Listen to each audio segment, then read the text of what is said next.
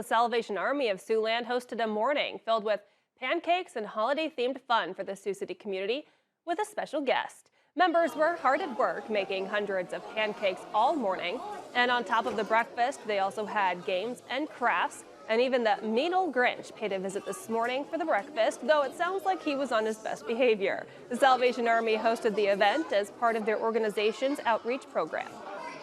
Last year he said, everybody does breakfast with Santa, let's do breakfast with the Grinch.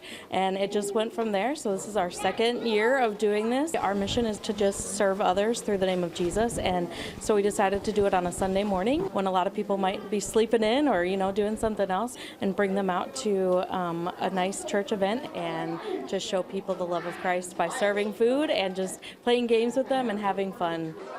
Now, in total, the Salvation Army estimates they served about 500 people today.